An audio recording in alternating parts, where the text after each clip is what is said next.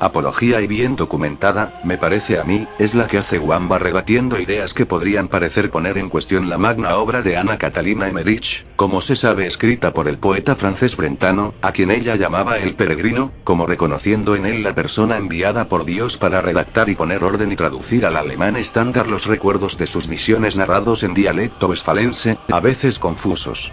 Nunca se repetirá lo bastante que la obra, como muchas de su género, no pretende suplantar la escritura, ni tampoco es fundamento de nuestra fe teológica.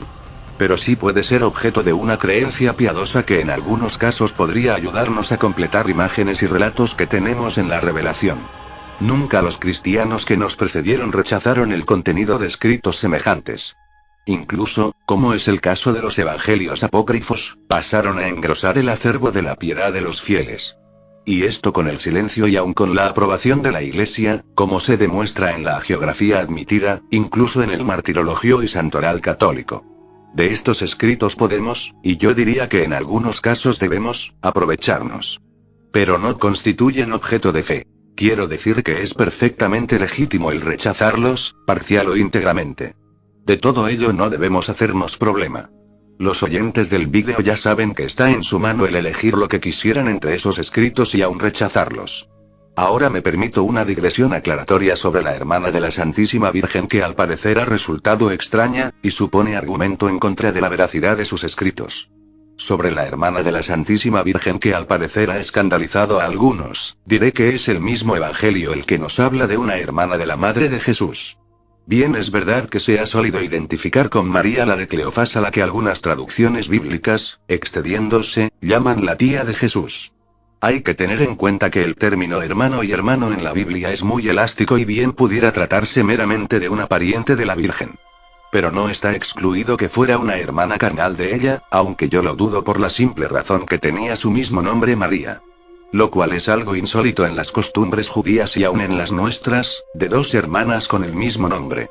Sin embargo, aquí me gustaría introducir un pensamiento sobre el texto de Juan que es el siguiente. El texto tal como está en la Vulgata, que es una fiel traducción del texto griego, en el capítulo 19 de Juan versículos 25, 26 y 27, reza así. Estaban al mismo tiempo junto a la cruz de Jesús su madre y la hermana de su madre, María la de Cleofás, y María Magdalena. Habiendo mirado, pues, Jesús a su madre y al discípulo que él amaba, el cual estaba allí, dice a su madre: Mujer, ahí tienes a tu hijo. Después dice al discípulo: Ahí tienes a tu madre. Y desde aquel punto encargóse de ella el discípulo, y la tuvo consigo en su casa. He puesto deliberadamente el texto sin mayúsculas y sin signos de puntuación, que es como se conservan los manuscritos originales. Ambos signos, mayúsculas y puntuación, son añadidos por aquellos que al hacerlo ya interpretan el texto al punto de llegar a escribir en vez de Soror Matris Eius, la tía de Jesús, Tout Coeur, como hacen algunas traducciones en español. Ahora bien, el decir que María de Cleofás es la hermana de María, no se deduce del texto. Es simplemente una interpretación. Bien pudiera leerse así. Estaban junto a la cruz, María la madre de Jesús, su hermana, María de Cleofás y María Magdalena. O sea, 4 mujeres. También estaba Juan, como se deduce de lo que sigue en el versículo 27. Hay que tener en cuenta que según investigaciones recientes, en lo alto del Calvario, una gigantesca roca prominente, había un pequeño espacio en él que no cabían muchas personas. Probablemente las dichas más el centurión, a quien la tradición llama Longinos, montado a caballo. Quizás la superficie superior de la roca estaba agrandada por un patíbulo de madera, como algunos suponen, dando razones. Tanto las personas como el soldado a caballo accedían a esta superficie por una rampa que llegaba a la cumbre por la parte posterior de la roca. En la parte frontal de la roca llamada Calavera, Calvarium, por su extraña forma, había un pequeño precipicio o desnivel de unos 7 o 10 metros o más, formando un verdadero foso que en pocos metros daba con la muralla de Jerusalén. En la parte superior de esta muralla, estaban amontonados los curiosos que veían el sangriento espectáculo al mismo nivel que la parte superior de la roca. Posiblemente la distancia entre muralla y Calvario no superaría algunas decenas de metros. Pero más cerca estaban los que acompañaron al séquito del crucificado sin subir a la roca, sino en un desnivel de 7 o 10 metros. O sea, en el fondo del foso. Las explicaciones anteriores nos ayudan a comprender por qué otras mujeres que no formaban parte de las anteriores, entre las cuales estaba Marcos, capítulo 15, versículo 40, María la madre de Santiago y José, quizás los dos nombrados entre los hermanos de Jesús en Mateo, capítulo 13, versículo 55 y Marcos capítulo 6, versículos 1 a 6 y Lucas capítulo 4, versículos 16 al 30, veían el espectáculo de lejos, o sea no de cerca, como las que estaban al pie de la cruz, sino en lo bajo del desnivel de la roca, en lo hondo del foso a una distancia de 10 metros o más, como 15 metros. Como se ve, los nombres se repiten. 3 Marías, 2 o 3 Santiagos, contando el Santiago hermano del Señor, el justo. O sea, María es muy posible que tuviera una hermana carnal distinta de María la de Cleofás, asistiendo al pie de la cruz. Y que posiblemente fuera la madre de Juan y Santiago, pero no la madre del Santiago y José que asistieron a la crucifixión de lejos. O sea, no al pie de la cruz. Otro motivo que abonaría a esta interpretación es que si estaba Juan al pie de la cruz, es posible que estuviera acompañando a las dos hermanas, María la madre de Jesús y su propia madre, Soror Matris Eius, de nombre desconocido aunque verosímilmente no sería el de María. De paso hay que decir que sería incomprensible que Jesús hubiera dado a Juan el encargo de cuidar de su madre, María, si hubiera habido otros hijos de María como algunos protestantes afirman interpretando el texto citado en Mateo, capítulo 13, versículo 55. He hecho la anterior digresión para dejar claro que no es tan extraño que Catalina Emmerich citara a una hermana de la Virgen. En realidad pudiera ser un hallazgo verídico y real. Que como en otras ocasiones nos aclara los datos de la escritura tal como hace en otro lugar, especificando qué cosa fue la estrella de Belén y sobre todo el impresionante dato de colocar la fecha del nacimiento de Jesús 4 años antes de la que nos da el martirologio romano, adelantándose en fecha tan temprana, lo cual nadie hizo antes de ella, al comúnmente aceptado hoy por todos los estudiosos bíblicos, es decir la fecha cuando Herodes aún vivía y a quien se conoce la fecha de su muerte, unos 4 años antes del nacimiento oficial de Jesús. El año cero no se contó, porque no existía aún el invento del 0, años antes de nuestros días. Dice Wamba. No pensaba intervenir en este debate pero me he visto obligado a hacerlo. Antes de nada quisiera aclarar que no son comparables las visiones de Ana Catalina Emmerich con las de Picarreta y Valtorta que sí están condenadas por la iglesia y donde hay un claro flirteo con la herejía. Canónigo Roca no fue ningún profeta, sino un iluminado excomulgado por sus ideas y lo único que hizo fue editar en libros sus pensamientos e ideas sobre la iglesia y el mundo que no difieren en nada con los que sostenía la masonería. Lo mismo que los documentos incautados a la sociedad secreta alta bendita.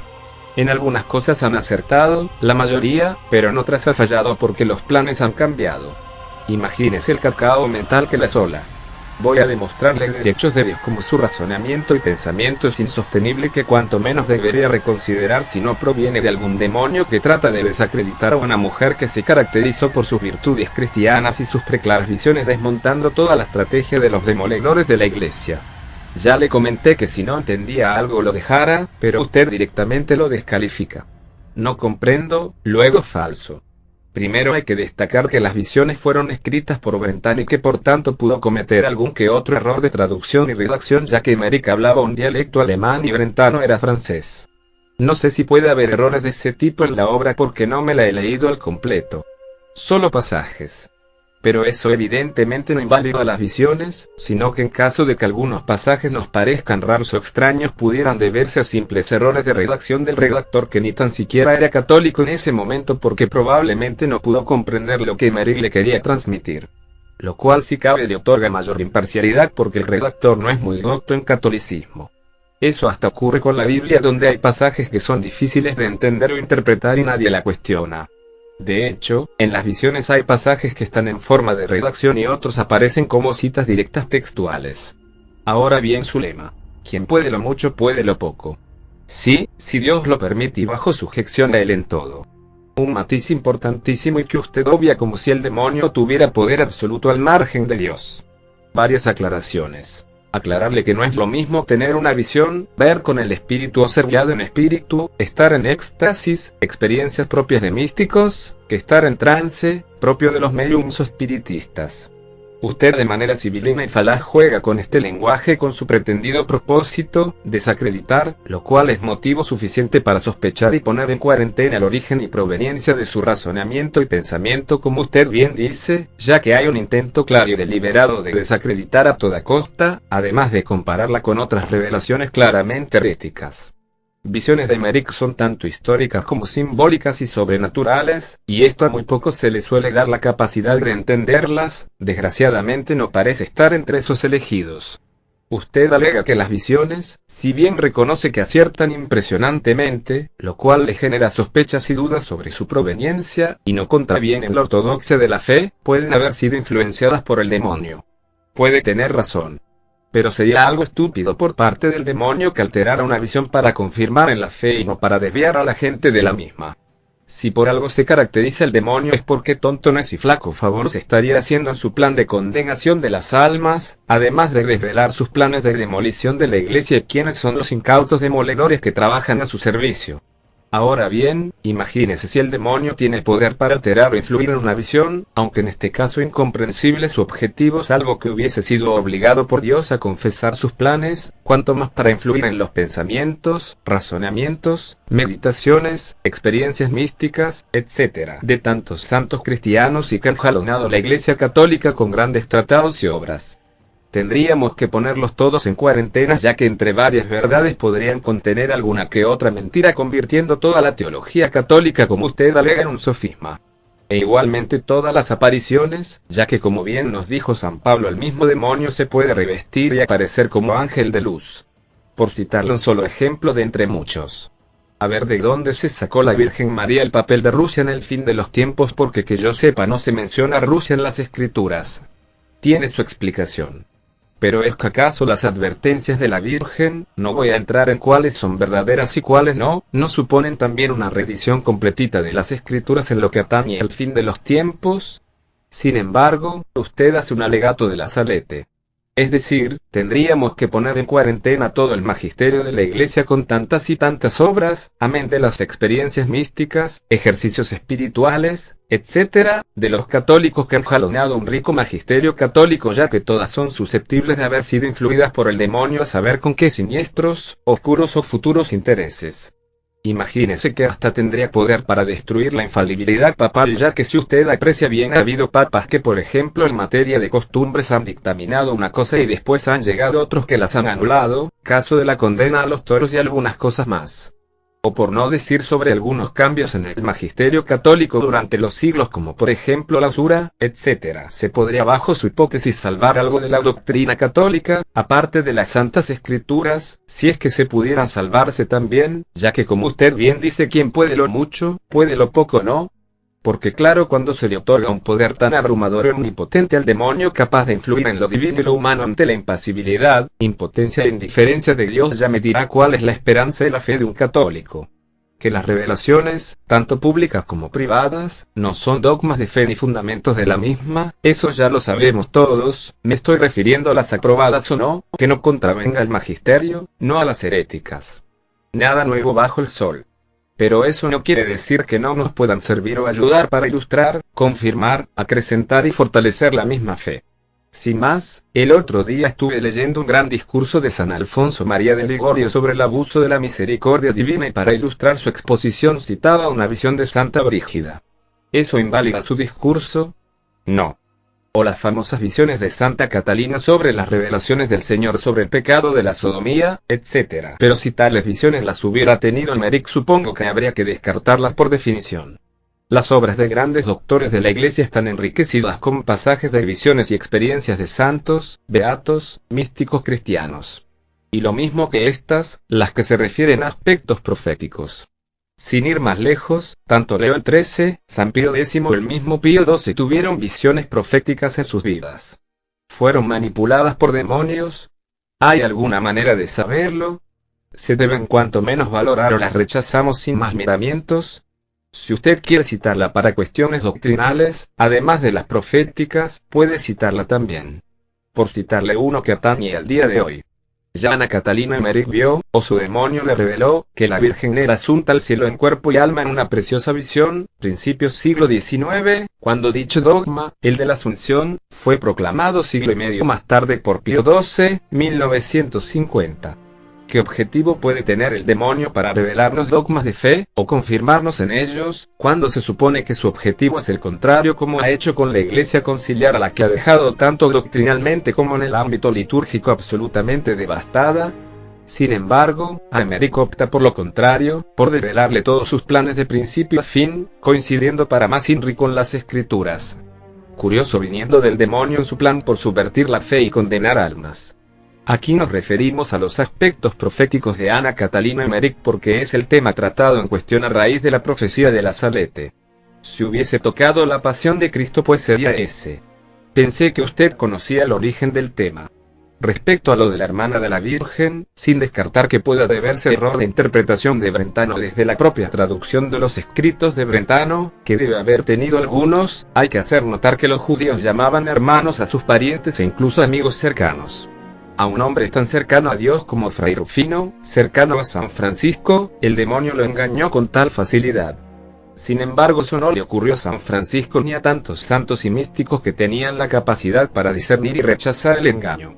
Usted lo que nos sugiere es que la venerable, probablemente no llegó a beata o santa porque los demoledores protestantes, ecumenistas, masones, iluminados y fariseos ya estaban bien situados en la iglesia para finales del siglo XIX demoliendo, hoy día hasta el lobby fariseo la tacha de antisemita. Emmerich no tuvo esa capacidad para discernir y fue una marioneta al servicio de Satanás con la complicidad e impasibilidad de Dios como pago por su íntegra y sufriente vida cristiana hasta el punto de tener estigmas y por su defensa de la fe católica tradicional ante la demolición que ya estaba teniendo lugar. Y usted si tiene esa capacidad para discernir y ha descubierto que es el demonio quien está detrás de esas certeras revelaciones proféticas de una venerable que se alimentaba de hostias sagradas y sufrió los estigmas, aunque no se sepa ciencia cierta con qué propósito, y Dios detrás de sus divinos razonamientos. Ya, me lo creo. Pero es que en el colmo de los disparates el demonio a través de Emmerich nos revela cuál es la verdadera fe que siempre hay que profesar, la de la iglesia tradicional, con su santo sacrificio que fue dado directamente desde lo alto y sus excelencias frente a la impostura y el engaño de la falsa iglesia, el rosario como arma poderosa para luchar contra el demonio, etc. Y además de desvelar todos sus planes para destruir a la iglesia que se van cumpliendo cabalmente, para colmo termina proclamando que la iglesia triunfará y todas las falsas religiones y sectas terminarán aceptándole y brillará como nunca recuperando todo lo bueno y santo que se había ido perdido. ¿Está tratando de hacerle la pelota a Dios para que lo reintegre lo libre del infierno? ¿O no me queda clara cuál es su estrategia entre tanto disparates y más cuando son entidades sumamente inteligentes en perder almas? Desde cuando que unas visiones, sean proféticas o no, por ser impresionantemente certeras con los acontecimientos que ocurren son motivos para sospechar de ellas y no sin embargo para creerlas y tenerlas en cuentas? Hay también que desconfiar de las profecías de Santa Hildegarda, Santa Catalina u otras coincidentes con las escrituras y con las visiones de Emmerich o tenerlas en cuenta como un medio provisto por Dios para ayudarnos a sobrellevar estos tiempos difíciles. Y para terminar, porque es un tema en el que podría extenderme en objeciones a su reflexión y no parar, ¿ha sopesado usted la posibilidad que sus pensamientos y razonamientos probablemente puedan tener el mismo origen que usted le atribuye a Emmerich? Medítelo detenidamente porque tiene toda la pinta. Especialmente, sospechoso es el abrumador poder que usted le atribuye al demonio y ante el cual Dios se mantiene impasible e indiferente hasta el punto que permite que manipule y pierda a gente que ha brillado por sus virtudes cristianas. Respecto al pasaje de Monseñor Urbina Aznar donde atribuye el atentado de Juan Pablo II a la cita del Apocalipsis capítulo 13, versículo 3, creo que no puede ser acertado. Como ya comenté, Juan Pablo II no fue herido de muerte, porque no murió, ni tuvo una herida mortal, que causara la muerte, porque no murió. Ya comenté que el atentado de Juan Pablo II fue preparado desde dentro del Vaticano, y no con intención de matarlo, como acá reveló. Además lo hicieron coincidir con el aniversario de la aparición de la Virgen de Fátima el 13 de mayo.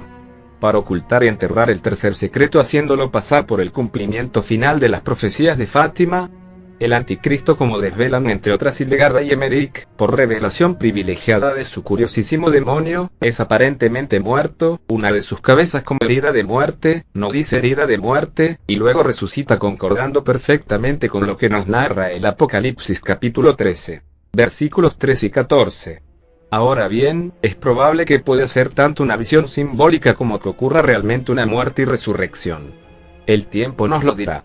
En cuanto a lo de las diferentes cabezas, probablemente se refiere a que el anticristo habría tenido precursores, otros anticristos, que le habrían ido preparando el camino para su triunfo final hasta el que se levantaría en la época de la supresión del sacrificio como vio Emmerich. Pero esto que quede claro es una hipótesis mía, no vaya a ser que salga algún listillo otra vez con la absurda cantinela de las revelaciones privadas. Porque aquí ya ni se pueden plantear hipótesis. Apocalipsis capítulo 13. Versículo 3. Vi una de sus cabezas como herida de muerte, pero su llaga mortal había sido curada. Toda la tierra, maravillada, seguía a la bestia. Con los prodigios que le ha sido concedido realizar en presencia de la bestia, seduce a los habitantes de la tierra y les dice que hagan una estatua a la bestia, la que fue herida con espada y revivió.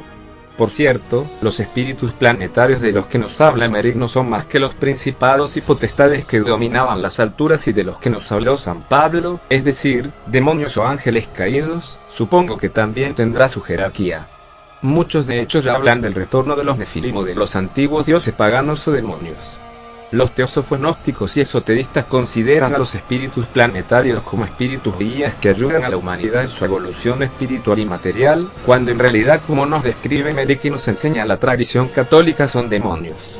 Otro día veremos cómo todo esto que está ocurriendo hoy día, terremotos por doquier, supuestos meteoritos cayendo, catástrofes naturales, etc., forma parte de un plan perfectamente estudiado como forma de entrar en la edad de Acuario, nuevo orden mundial o como lo quieren llamar, pero que en realidad no es más que una vuelta al antiguo culto pagano de los dioses de la antigüedad sincretizado gnósticamente bajo una religión universal.